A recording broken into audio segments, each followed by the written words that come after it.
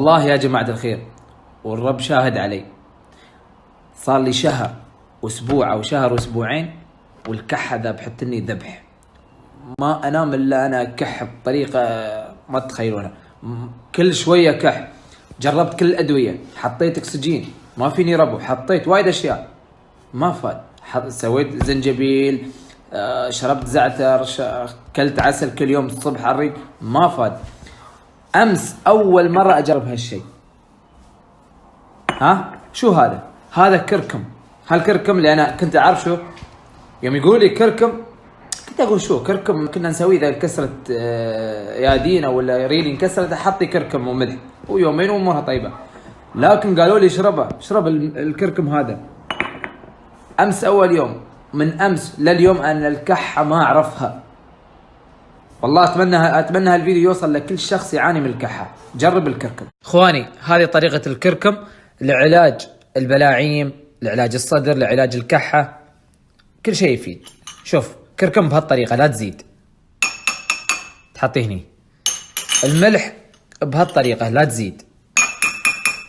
عقب شو تسوي؟ تجيب ماي حار موغر، تكون موغر ماي حار وتصبه. حلو. عقب تمكس الملح والكركم وتشرب. اول شيء قبل الشرب تتغرغر. شو يعني تتغرغر؟ 3 مرات. شو تسوي؟ تحطي فيها غرغر غرغر غرغر. الغرغره من كلمتها.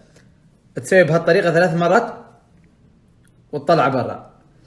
بعد ال3 مرات تشربه 3 مرات، 3 يمغات.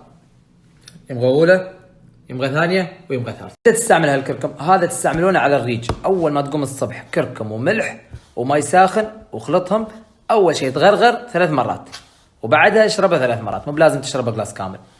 نفس العمليه تسويها قبل لا تنام. كركم وملح وماء ساخن وخلطهم، تغرغر وعقب اشرب. تسالني شو يسوي؟ هذا يا ابوي دول الاوليين. هذا يعقم البلاعيم، يعقم صدرك، يشيل الالتهابات اللي في بلاعيمك، يشيل الالتهابات اللي في صدرك.